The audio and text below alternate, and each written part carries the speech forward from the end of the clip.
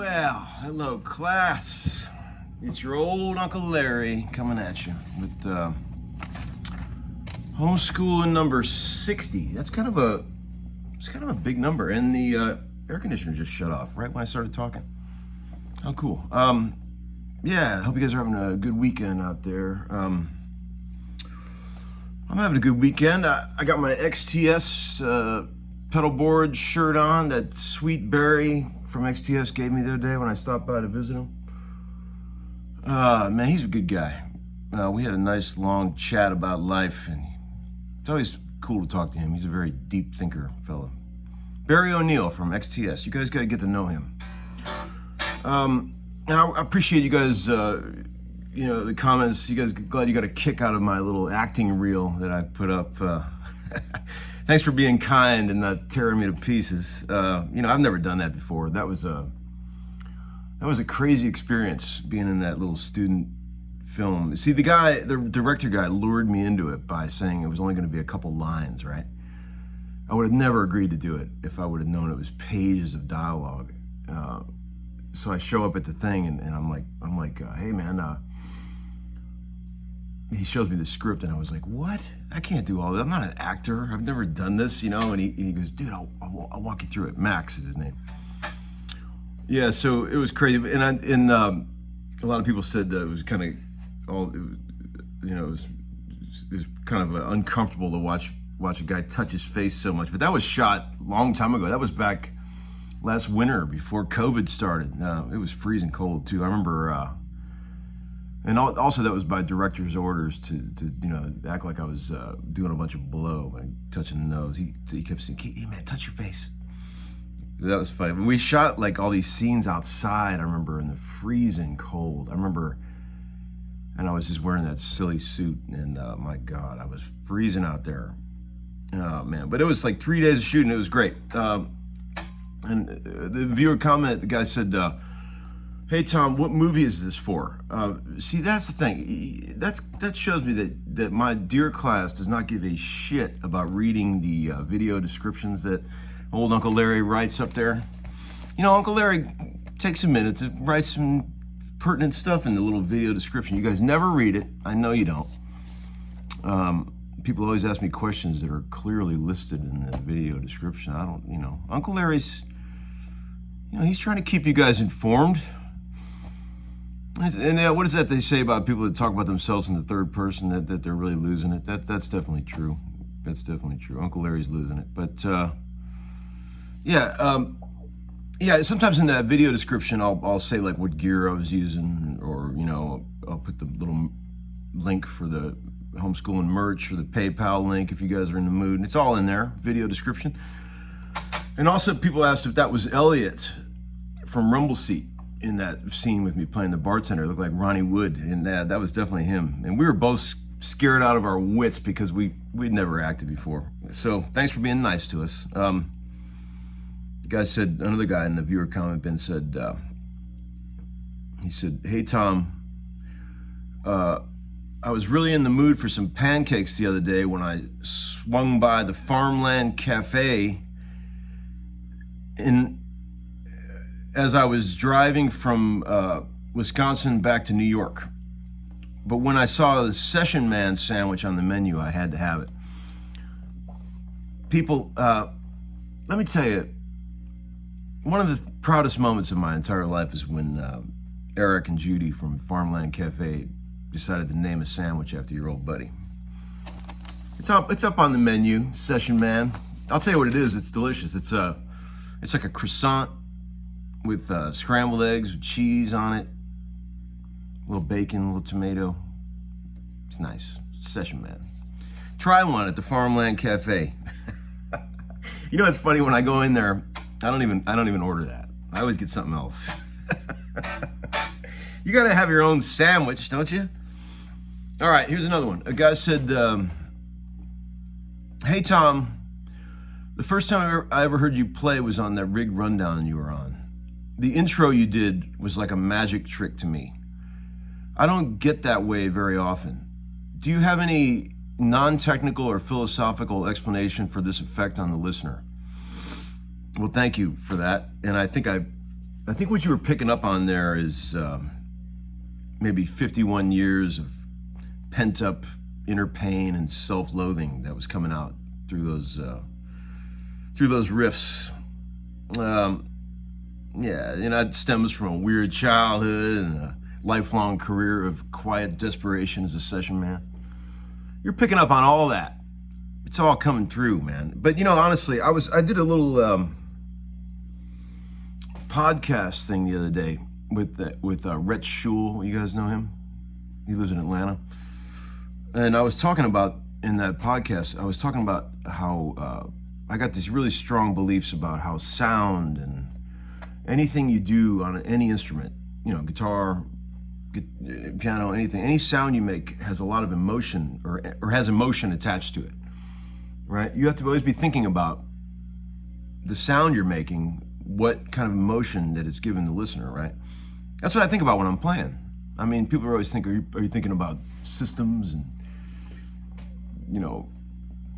scales? No, man, I'm thinking about emotion. I'm thinking about, like, what's this doing to the listener? Like, it could be extreme. It doesn't have to, I'm talking about all kinds of emotion. I'm talking about sadness, rage, angst.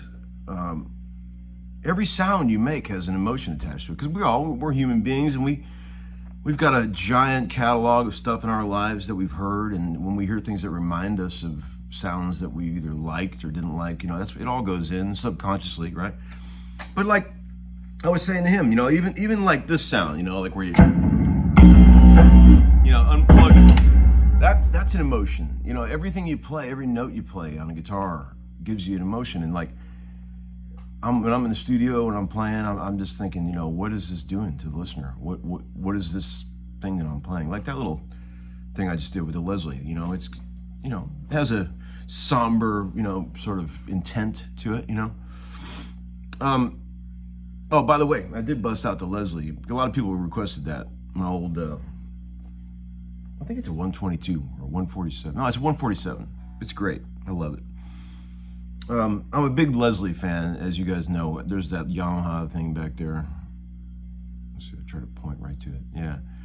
That, anything that spins and swirls, I'm into it. Always have been. But anyway, just think about that when you're playing, Think about what emotions your sounds are conjuring up, That's a really important thing. I got a very exciting thing that I'm going to introduce on this episode of Homeskoolin, since it is number 60, that I thought of yesterday. It cracked me up, just the thought of it. Uncle Larry's garage sale. Okay, I'm going to pick a random item every once in a while to put up for sale on Uncle Larry's show. Like today is going to be this old vintage big box Rat. If anybody out there is looking for one, nice and clean, 1983 big box with the LM308 chip that everybody wants. Sounds amazing. Had this for a while. Used to use it. $400. They're worth more than that, but $400 for anybody out there that wants it. First, plus you got to pay shipping. I'm tired of Reverb and eBay. I'm going to do Uncle Larry's garage sale because I got too much shit and I got to get rid of a bunch of this. I got a million amps that I could sell you guys if you want. I've got so many amps. Oh, Lord. I've got about 20 combo amps, all vintage combo amps that I would love to sell. I don't need them anymore. I'm getting too old for all this stuff. So I'm going to start with the old Rat today. That's going to be Uncle Larry's garage sale. Here's the guitar lesson for today. Okay, look, I always talk about how I'm an average slide player at best, but one thing I have done in my life is I've always been conscious of the fact that when you play slide, you don't have to only play slide, right? I like to mix my fingers with the slide, so that's why I practice a lot when I'm goofing around just with the slide on my hand and just playing with my fingers, right? Just to get used to having it on, like you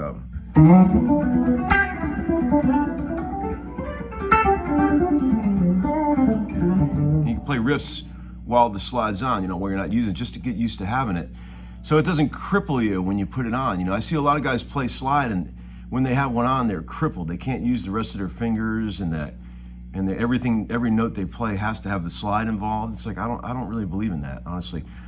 And I also don't believe in, for me personally, I mean, I know that there's guys that do this that are way better slide players than I do, so I'm making that disclaimer.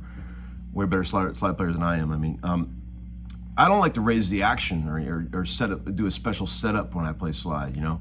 I'll do different tunings, like this is drop Ds on both sides for that, what I was just playing. Because I like to have that, you know,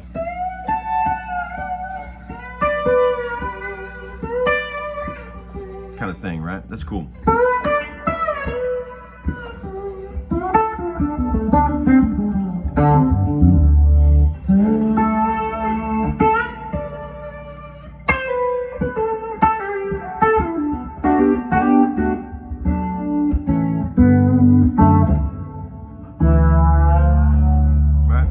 So yeah, I mean, just get used to playing with the slide on where you're not using the slide, just so you can go back and forth easily, you know. Play on a regular setup guitar with nice and low action, and you can just sort of use the slide when you need it, you know. That's what I've always done. I don't know if a lot of guys do that, but I've always thought that was a cool thing. Just a little tip from your Uncle Larry there. And that little loop thing that I was playing was, it was just really 4 chords, really. It was like this. I'm gonna tune this. I did the loop thing with an old harmony, and it was in regular tuning, except I had a drop D on the bass only. So I'll tune back up. So it was like this. D.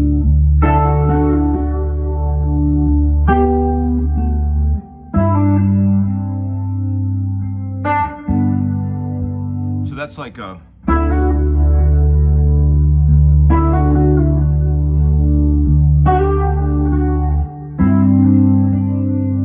G sus to a resolve. Gotta play the G note here on the bass because you're tuned down, right?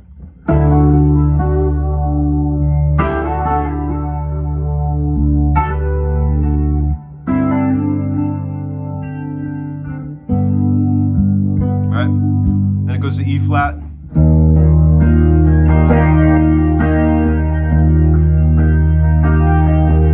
B flat.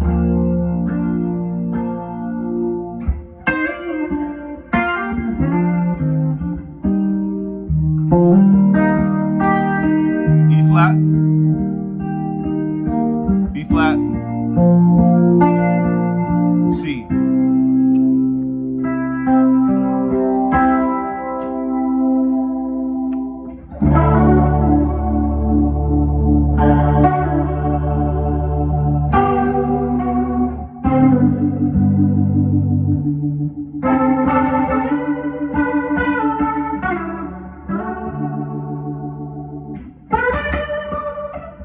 So yeah, the Leslie's great when you put when you put a little bit of reverb and delay through it, because you get the great swirl. Like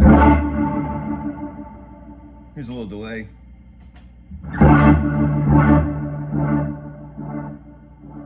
Right? Joe Walsh is big on that, having on the tour we did in whatever 2017. He had his Leslie rig. He always had that Earthquake Dispatch Master that I love as well. I stole that idea from him, by the way, going through his Leslie, because it's got a great, you know, tail on it that spins around beautifully with the Leslie. That's an old Leslie trick there. I don't know what else we got. That might be it for today. You guys take care of yourselves now, and let me know if anybody wants this old rat. It's a good one. All right, I'll see you. Bye.